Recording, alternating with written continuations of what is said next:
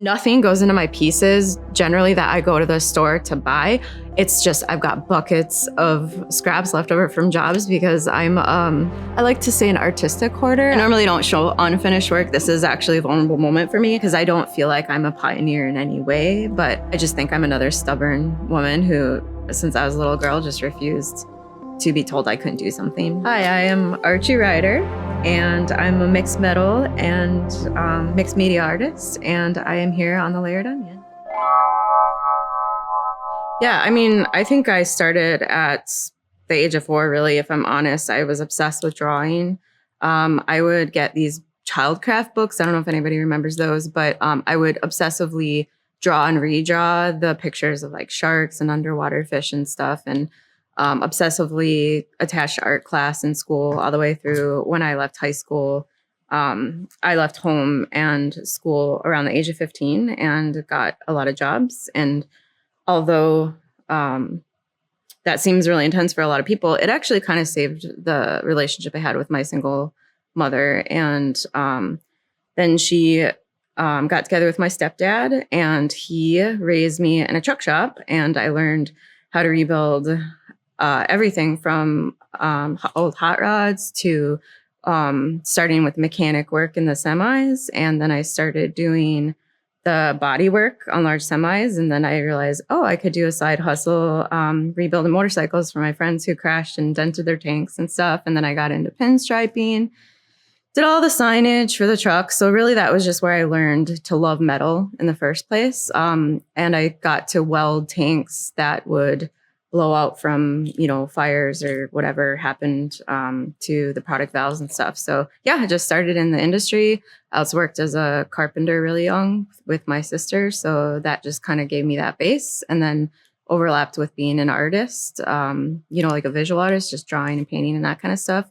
Those two obsessions came together, and then I just found a way to, through my life, just kind of have that yin yang relationship with many different kinds of arts. And that's why I always say I'm mixed media, because although my current bread and butter work and obsession is metal arts, I don't think I could ever commit myself to one medium.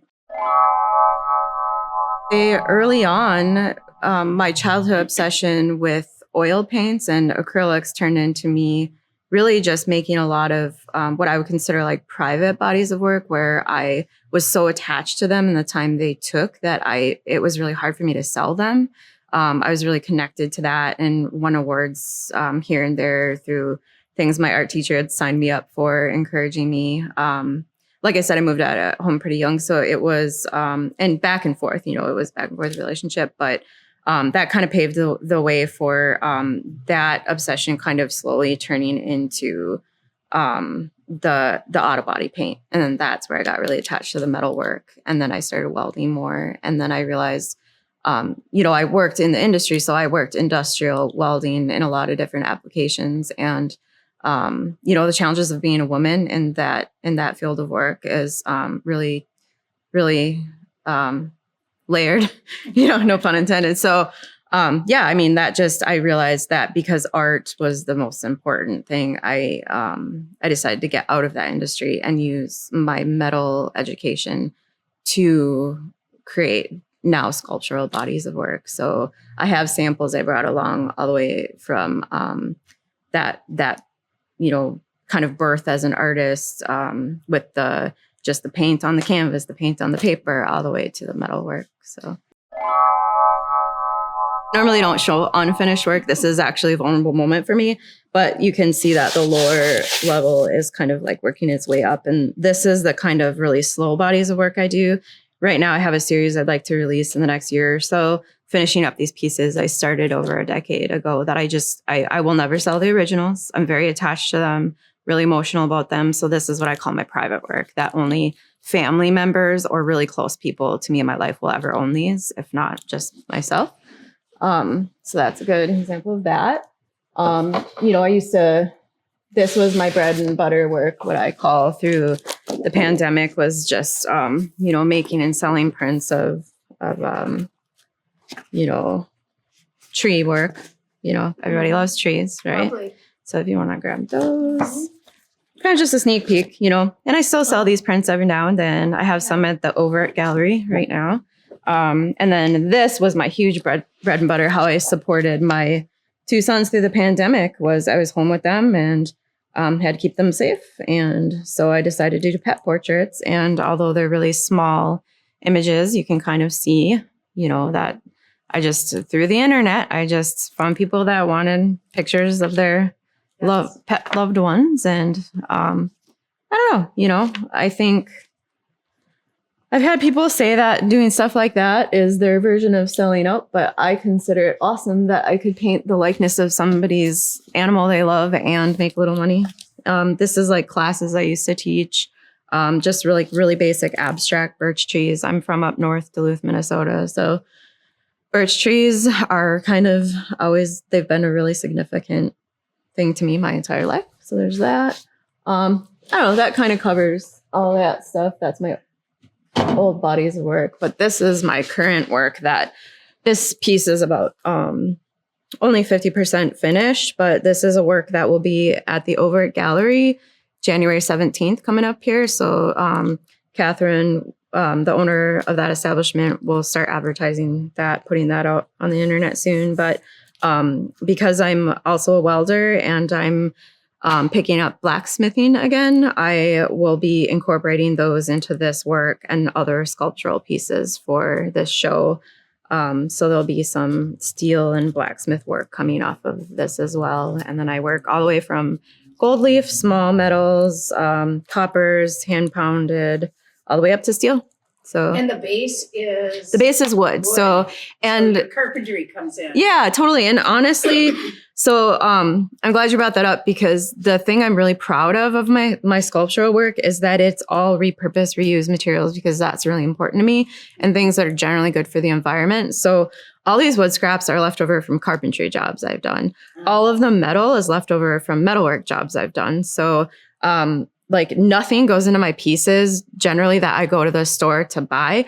It's just I've got buckets of scraps left over from jobs, because I'm I like to say an artistic hoarder. I don't hoard things that the average person might, but I just I'm obsessed with any little shape of metal. I know I can turn into something that's going to bring me joy and hopefully bring other people joy. So this is just a little sample. And as far as metal arts go, I have always been a jeweler for most of my life as well. This is a good sample of woodwork mixed with metals. This piece I made at a friend's studio up north that I visit every time I'm there. Richard Roosevelt, he's an amazing Damascus steel, copper artist, you name it. But this is actually wood that I carved with pressure mounted copper and inlay of beach glass that I found on Lake Superior. So that's part of my private collection because it's from home. I do traditional bezel work, so like really just simple, all the way up to more artistic, risk-taking pieces that I do. When I say risk-taking, I mean I make prototypes and decide, is this something that would survive long wear, or is this something that's just more of a sculptural special moment piece? And then this ring is my favorite example of incorporating scraps. I made this cabochon out of glass scraps I had in my studio. I fused it into a cabochon and set it into mixed metals that were all left over from jobs I've done. So that's kind of my metal collection. I'm a single mother of 2 sons, an 8-year-old and a 4-year-old. And before I had them, it was just me in this world. So I just needed enough to pay rent, right? Like I could be really loose with how I approached working as an artist. But then when I became a parent, it became more real, more serious. So if I was going to do it as a professional, I had to realize, okay, one, I have to be in touch with the new world of using the internet, because that is not my comfortable place. So just really learning about how to use social media, even though it doesn't feel natural to me at my age. I'm turning 41 this month, and I was a generation that I remember when computers weren't really a thing. So so basically that ability to use social media to my advantage was both terrifying but very helpful for my business. And I have a great friend. I've had several friends who have helped me kind of navigate that are about a decade younger than me that helped build up a lot of followers through Instagram when I had my store, Archer and I. To add to that, the store was open for about a year and a half, and I still own that company, but it has transitioned into my private metal art studio. But that really built me up as an artist for sure. In this community, I felt comfortable in the community that I was from in Duluth, Minnesota. But yeah, I kind of had to start from scratch when I moved here about, when my first son was 8 months old. So in a nutshell, it was just learning to build up that foundation in a new community, find ways to reach out to the art community here. And I feel like that storefront and that gallery space that I owned was the best way to connect and help support my own work. And hopefully in that process, I helped other artists navigate, just have one more space to navigate their own lives as artists. So yeah, it was really just for me, being comfortable with the internet, not being afraid to advocate for myself and be less shy about reaching out and telling people like, this is what I do. How can I apply this? So I am no stranger to saying, oh, I noticed that you are opening up a new business. Would you like a mural on your wall, or would you like me to make, a little sculpture or whatever? I've had to learn how to kind of leave that comfort zone to just promote for myself, I guess. A huge determining factor of whether or not I was going to do it for a living, for sure, and not work in the welding industry or the carpentry or painting industry, whatever, anymore, but focus on that was when I realized one day I am teaching my boys how to exist in this world, for better or worse. So do I want to teach them that they can live their heart desire to their best ability, or do I teach them to do something that doesn't bring them joy because it brings them money? And it was that balance that I tried to find. And so it's not easy, but they're proud when they were at the gallery with me because I made it clear to people, this is a kid-friendly space. So I was able to set up a place where other artists who are parents could bring their kids to play and not feel kind of ostracized from the community because they weren't full-time artists because they had kids. I made it a really family-friendly place. And my boys love that. And every day they're like, what are you doing in your workshop? Like they come down to my metal shop and they're always like interested in what I'm doing. And I think that really encourages them. And I think that's why I keep pushing through. Cause yeah, I could go get a 50-hour a week welding job again, and not see my boys as much. Or I could have them wander down to the basement when I'm working and see what Ma's up to and hope that I encourage them and live my most happy version of my life, Number one challenge is money, right?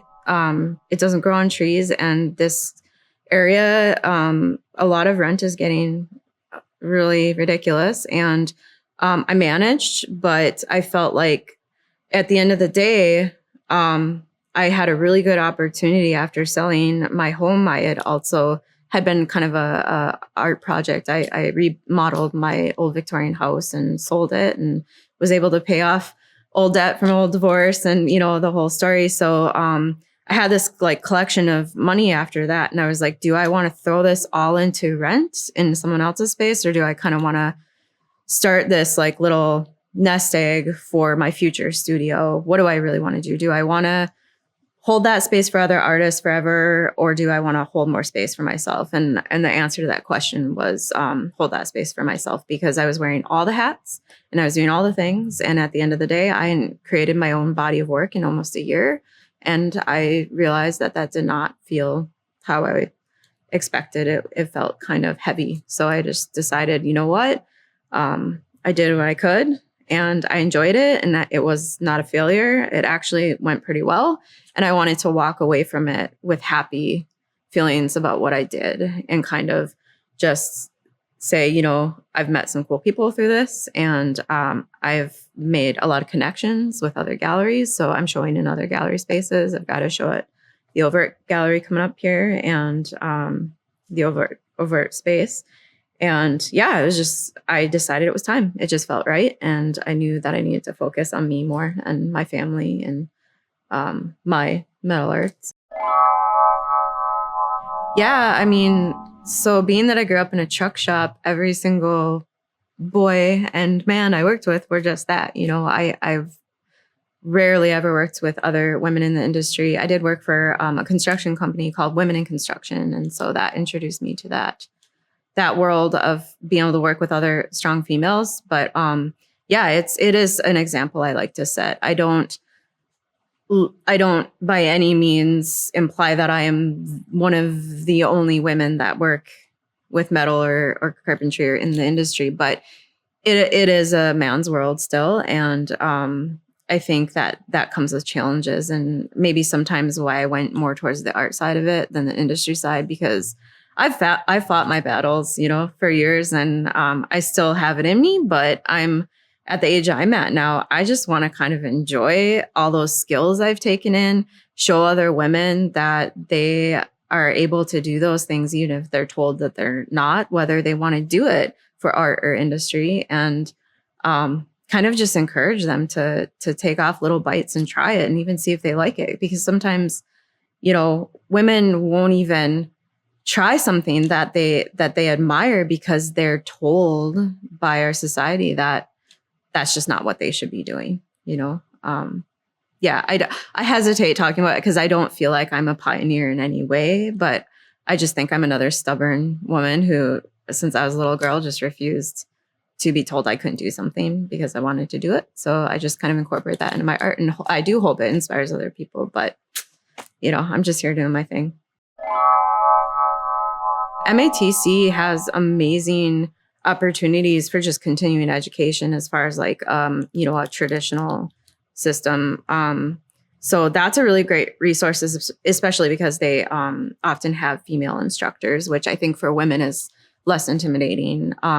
I would say don't let people tell you can't explore. So like go to Menards and get a couple $100, not to promote a specific place, but go to a hardware store and pick out the cheap welder that you can afford to play around. And if you break it or something bad happens, that's just part of the learning process.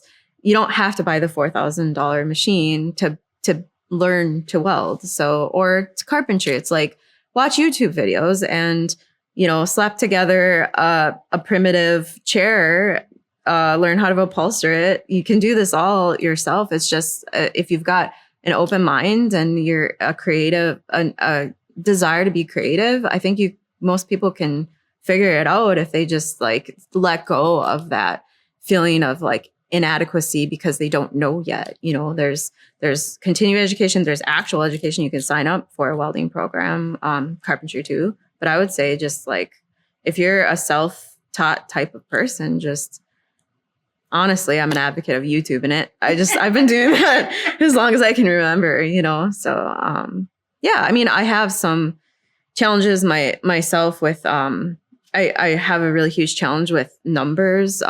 It's like a learning disability where I can't keep numbers in my head. It's like dyslexia, but they reverse. And so I keep like really mapped out things of like all my codes for things that I need to know for like measurements in my metal work and welding settings and that kind of stuff. So even that is a good example of what can be intimidating for people who haven't welded before, is like, oh, the machine and all the settings and the bar, So like I experienced that. And then I just one day I realized I don't have to panic because I can write this stuff down and come back to it. And so I consider welding a relaxing process now that I got past that hurdle of feeling embarrassed that I couldn't remember numbers. Well, a current dream I'm working on is in remodeling my old house and selling it. I'm working towards building a house for my sons and I in the country. It's going to be a living sculpture, essentially. I'm making it all out of wood and steel. I'm using my carpentry skills and my metal art skills to make a building I'm designing. I'm building from the ground up. My boys are helping make little sketches for it. That is my number one like living art project. Quite quite, literally, because we're going to be living in it. And then my other goal is to transition more into blacksmithing full time. My huge long-term goal is to have a way to run a program to teach. Everybody's welcome, but to focus on teaching girls and women metal welding, blacksmithing skills that they can carry into the industry or just use to create art pieces. And at-risk youth is another focus of mine. So that's like a very long-term goal. Probably once I set up our living quarters, I will put up a big pole barn and kind of go from there and just kind of build it out slowly, start with small one-on-one classes, which I offer now. I guess that should have mentioned that's kind of my other side hustle is I teach small metals, some private lessons for welding, painting lessons. I even teach sewing classes to youth. So yeah, I mean, that's the long-term goal is just to have land again where I just like have people come hang out with the crazy lady that loves making gigantic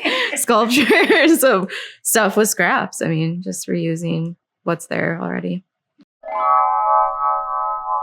Support your fellow artists in this community. I think in owning the space, the gallery, I learned the ups and downs of the art community. And one thing I did sadly see is a handful of artists in trying to climb that ladder, forgetting how important empathy towards other artists is, and that making it big is never as important as treating your fellow artists with empathy, respect, working as a community to build each other up. Because if you don't have that, then you're just empty in your own, floating around in your own little bubble of self-worth and forgetting about all of the people that got you there. For a good example is all the women in the art industry that built that for you before you got here. Like, in working with artists that were really young in their 20s, I noticed that they were just so gung-ho about, they were just, I'm going to succeed. I'm going to be the next rising artist, and forgetting all of the women before them that paved that path in the industry that were told that women couldn't be full-time artists, in many industries. But yeah, I'd say respect your elders, respect your fellow artists and humans, and just create, because that's going to always make the world a more beautiful place. I am Archie Rider. I'm a mixed media artist, mainly working in metals, and I am so happy to have been here on the Layered Onion.